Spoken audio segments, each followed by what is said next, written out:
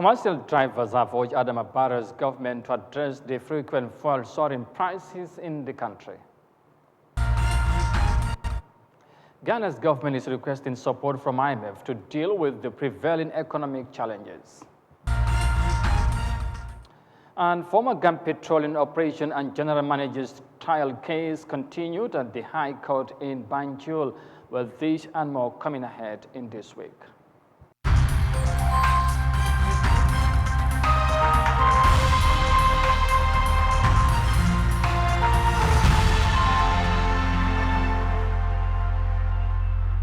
Hello, many thanks for joining us. This is Eyeafrica TV and I am Amadou Kante, and now the news in detail. Now, Gambian commercial drivers have called on the government to immediately address the repeated occurring price increment of fuel in the country. They queried that it was just recently when the government increased the pump price without increasing transportation fees. Mafuji Sise has the details in this report. Many have retained that it is the Russia and Ukraine conflict that is leading to the price hike among other food commodities, who some believe that President Barrow-led government have provided subsidy, otherwise the fuel price would have been more than an average Gambian could afford. Abubakar Dabo said he just woke up to realize that the fuel price has increased, and what comes to his mind is to engage in a self-sit-down strike, but have to go to work since that is his only means of survival. Mustafa Suso is chief de garage. He explained that the sudden rise in the price of fuel is their topic of the day. He added that many of the drivers complained bitterly to him to relay their message to the drivers union to engage the government, otherwise they would have no choice but to engage in a sit-down strike, which he said would not be favorable to either the passengers or the drivers. Maimuna Jallo is a passenger who calls on the government to do something about the fuel issue because the passengers cannot afford to have another increase in transport fee. Mohamed Jane complained that the vehicle owners will not be happy to have their daily money cut down and they have no choice. The price for petrol, PMS and diesel AGO will see some increase at the pump effective July 1st, 2022. The price increase is precipitated by the expirations of a government subsidy that underpinned the proceedings price before the increase. The impending increase in price that will come into effect on Friday, July 1st, 2022 will have petrol selling at $78.76 buduts, diesel at $73.78 buduts, and kerosene at $89.78 buduts. By comparison, the pump price in May and June for petrol and diesel were $69.52, equivalent to $1.29, and $64.78 buduts in a liter, equivalent to $1.20. Respectively. This low May and June prices were made possible by a government subsidy. The expiry subsidy will result in an increase in the price for petrol by $9.28 buduts and $10.56 buduts for diesel over the May-June pump prices. For African News, I am Mafuji Sise. And from the report there by Mafuji Sise, elsewhere in the continent, Zimbabwean senator has been elected unopposed as the president of the Pan-African Parliament, becoming the first delegate from the Southern Africa region to take up the top seat of the Pan-African Parliament. Now, after getting the backing of the Northern and Southern African regions, Fortune Chumembere's election went successfully without any hindrance amid last year's chaotic electoral process. While some express hope on the new Pan-African leadership, the chairperson of the African Union Commission cautioned members about the significance of protecting the image of the institution. Let's have more details of that in this report. The election of Fortune Charumbira is history in the making. He is the first delegate from the Southern Bloc to take up the top seat in the Pan-African Parliament.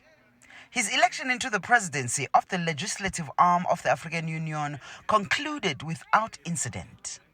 Last year, the Pan-African Parliament could not elect new leadership after proceedings descended into chaos when members of parliament could not agree on the principle of rotation in the 5 regions. This time around, Charumbira's bid for the presidency seems to have been clear-cut after getting the backing of the southern and northern regions. He was elected unopposed as Malawian candidate Yeremia Chahana's nomination was cancelled because it had not followed the AU's protocol.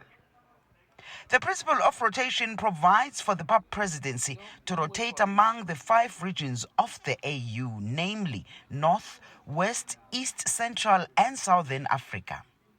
It is followed by the AU in all its organs as a means to unite the continent. I am very happy that Chief Charumbira actually expressed the sentiments of unity, they expressed the sentiments of development, and expressed the sentiments of focusing towards doing the right thing. The African Union Pan-African Parliament was created for economic integration. We have to pursue our mandate for economic integration because otherwise the decolonization of the African economy will never be addressed. Reflecting on last year's chaotic scenes, the African Union Commission Chair Musa Faki Mahamad gave a stern warning to the delegates. In his opening remarks to the ordinary session sitting, he told them that it's time for the Pan-African Parliament to clean up its battered image. The time has come that we turn this very sad page of the annals of this institution and start anew. So it is high time that we renew with a behavior that has always marked the Pan-African Parliament and which has been a source of pride for the African Union. It is high time for the brotherly dialogue in a peaceful atmosphere should prevail over confrontation. The African Union had to step in and bring its legal counsel this time around to elect the president and other representatives. Charumbira is a traditional leader and a Zimbabwean member of parliament. He has previously served as one of PAP's 4 vice presidents. Now, moving on, Ghana's President Nana Akufo-Addo has instructed his finance minister to begin engagement with the International Monetary Fund that will help yield support for an economic program crafted by his government. Now, the instruction was contained in a press release dated 1st June 2022. Moses Imendi tells us more of that in this report. Ghana's President Nana Addo Dankwa Akufo-Addo in a press release has authorized Finance Minister Ken Ofori-Atta to seek economic bailout from the International Monetary Fund amid persisting economic woes. Ghana has in the past insisted on winding down on IMF bailouts, but the president's decision was backed by the cabinet at a meeting on Thursday following a phone conversation between the president and the IMF managing director, Kristalina Georgieva. The president's instruction to the finance minister comes amid intensified protests in Accra, the country's capital city, that saw security officers clash with citizens, leading to dozens of arrests. Demonstrators vent anger and frustration over elements compounding the hardship in the country, such as fuel price hikes and high cost of living. Back in April, the country approved a tax on electronic payment that sparked critics, saying it will unfairly impact lower-income people and small business owners. The country was hit hard by the COVID-19 pandemic, and despite the government's effort to stabilize the economy, the evolution of the pandemic and rising debt vulnerabilities coupled with the recent Ukraine crisis continue to plague the economy of the West African country. It is the second gold producer on the African continent and has one of the largest economies in West Africa, but its economic growth slowed to 3.3% in the first quarter of the year. Inflation has also swelled to a record level of 27.6% back in May. Moses Mendy, Eyeafrica News. Back to home matters now, because the Ahmadiyya Muslim Jamaat in the Gambia Friday extended support in form of food items and clothing to fire disaster victims in the Kanifing municipality The occasion took place at the municipality headquarters. Now, the assistance is provided to alleviate the huge loss of property that the victims incurred in the disaster. Moses Imendi again. The Ahmadiyya Muslim Jamaat extended humanitarian gesture of support to 45 fire disaster victims in the Kanifing municipality to alleviate losses suffered in the disaster. Each of the 45 victims who showed up received a bag of rice, cooking oil, half sack of onion, sugar, clothing, and a cash amount of 500 Gambian dollars. Baba F. Trawali, Amir of the Ahmadiyya Muslim Jamaat of the Gambia, is saddened by the disasters and sends a consolatory message to the victims. He stated that peace cannot prolong in a society where the needy are not assisted, and continued that the Ahmadiyya Muslim Jamaat is in solidarity with the victims.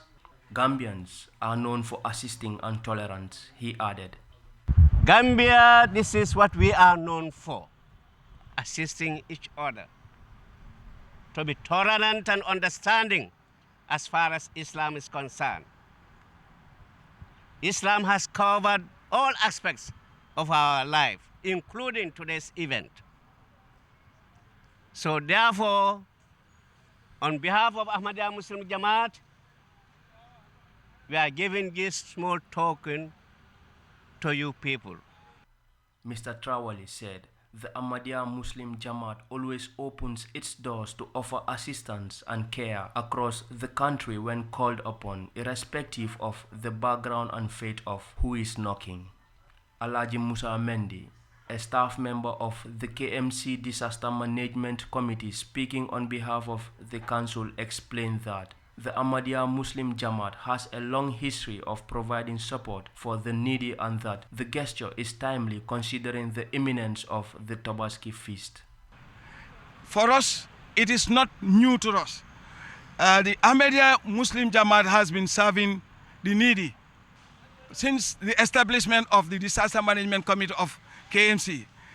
The Ahmadiyya were the very organization that have always been very supportive whenever the need arises. We are very much pleased to receive them again when the need is here. Tobaski is just at the corner. So meaning that their gesture, in fact, is very timely. Within a week or so, Muslims will be celebrating Eid al-Fitr. And the Ahmadiyya Muslim Jamaat are here to give their gesture to these needy people who lost almost everything. Mam Jarafati, a victim, said she is thankful but is still reeling from the loss of all her properties to the blaze. We have been distressed since the fire outbreak. All our belongings were scorched. Not a single one was spared except the clothes we wear at the time of the blaze. But I thank God because it is Him who wills it, but it has been distress for us.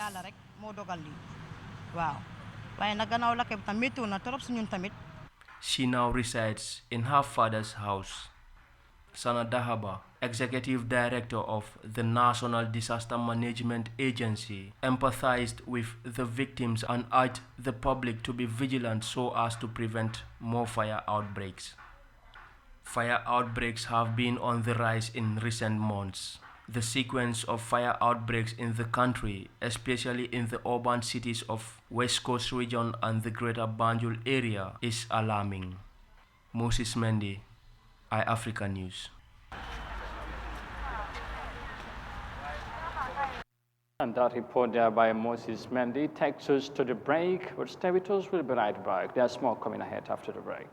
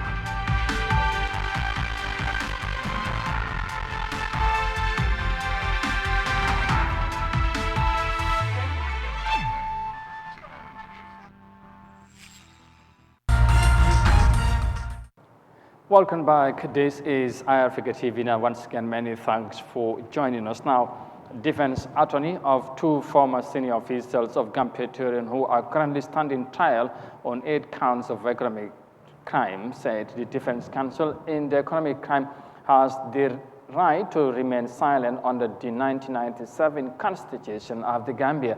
Attorney Christopher Emmanuel Mane told the High Court in Banjul that he will only confine himself to the evidence that is relevant to the 2 conditions in making and upholding a no-case submission.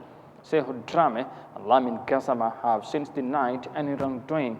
Now, the prosecution has so far called 12 witnesses in the trial in their attempt to prove their case.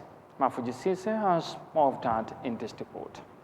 In his no-case submission, Attorney Menen said the facts in the case speaks for themselves and they do not require too much analysis. He urged the court to be so guided by the common law position as encapsulated in the English Logos Classicus. Lawyer Menen quoted Lord Lennon as in his book, where there is no evidence that the crime was committed by the accused, the judge has to stop the case. He said the statement of the offense must be an offense known to all, and the particulars of the alleged offense stated in the charge sheet serve the same role as pleadings in a civil matter, and evidence that is at variance with the particulars of offense goes to no issue. On statement of offense on count 1 of conspiracy, Attorney Menen said has looked at section 268 of the Criminal Code and the offense conspiracy to commit an economic crime does not exist anywhere and has not seen it anywhere. He said the offense of economic crime was created by a military degree and was amended by another degree. It was before the coming of the 1997 Constitution. He also stated that the degree is only saved by 232 transitional provision of the Constitution as an existing law, but only to the extent of consistency with the Constitution. He argued that any of its provisions that are inconsistent with the Constitution is null and void, and any provision of the degree which is not inconsistent with the Constitution will be null and void to the level of its inconsistency. When he read count 2, which is stealing by clerk contrary to section 245 of the Criminal Code, the attorney argued that the offense under 245A1 is simply the offense of stealing and the punishment section does not define the offense. The offense known to us is stealing. The punishment section is not the charging section. He said at the appropriate time they will look at the evidence of whether the prosecution lead evidence that the first accused person stole the money from Gambia Petroleum. He also invited the court to look at section 301A of the Criminal Code in relation to count 3, saying this will enable them to put the nature of the offense and the evidence into context. He said no such allegation or evidence was made against the accused persons that have been mentioned before the court, maintaining that no one has stated that the accused persons were responsible for any of their accounts. He said the Director of Finance of Gambia Petroleum, Amadou Kera, testified and he did not mention it. On count 4, he read the statement of offense and the particulars and said the depot supervisor Lamin Toure had testified and never mentioned any of these allegations. No other prosecution witness testified on it. On count 5,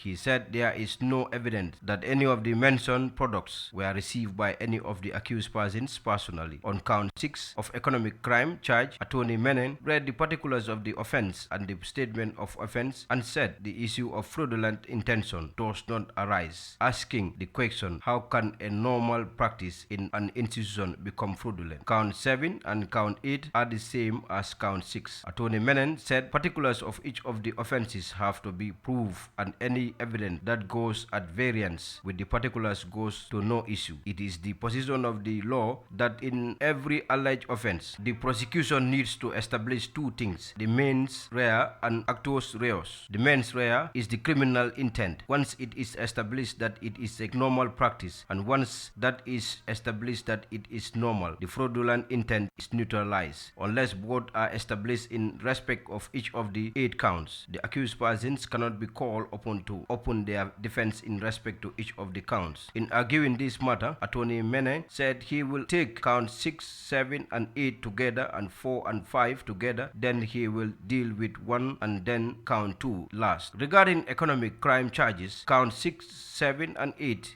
Menon said, what is crucial to this charge is the evidence of PW2, PW4, PW5, PW6, PW8, PW9, PW10, PW11 and PW12 and the exhibits tendered through them. He said the evidence adduced by these witnesses is integral. PW2 and PW4 are from the Operations Department. For Eyeafrica News, I am Mafuji Sise. On to our final story now. Authorities in Hong Kong are working with different stakeholders to mitigate the growing health challenges in the country. In recent years, housing prices have also been significantly increasing, leaving citizens worried about the situation. Amid this compounding situation, stakeholders, including housing developers, are mapping out strategies to deal with the foreseeable future housing challenges. Here's more details of that in this report. According to the latest official data provided by the Housing Bureau, more than 1.4 million households live in private housing, taking up 55% of total households by the first quarter of 2022.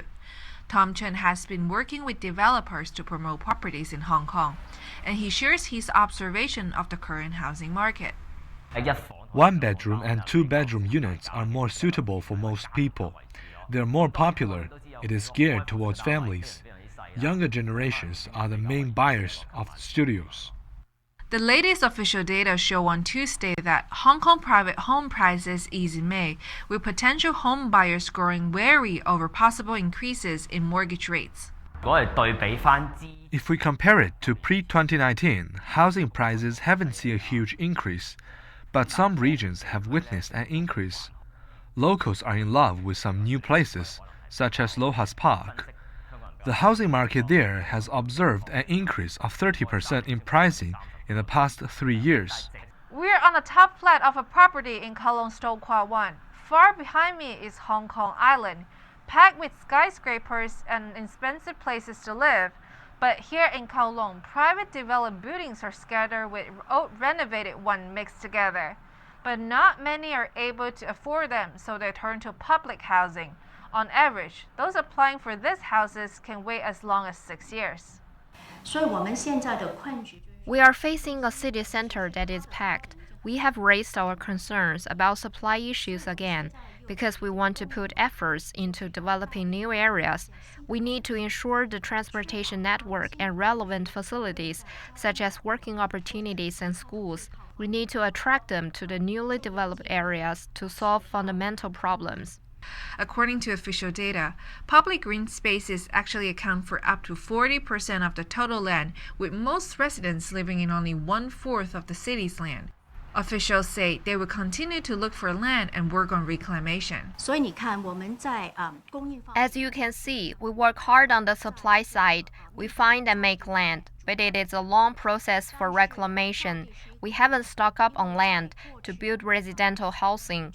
We work on reclamation in preparation for future public and private development land. We are trying to catch up. Wong says the current policies has encouraged and assisted those in public housing to purchase a home if they are capable of doing so. The Housing Authority will continue to work on speeding up the process of offering public housing with plans already laid out for the next 10 years.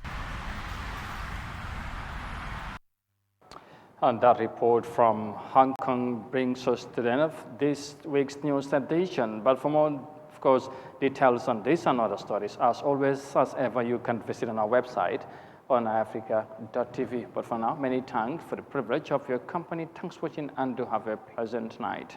Bye for now.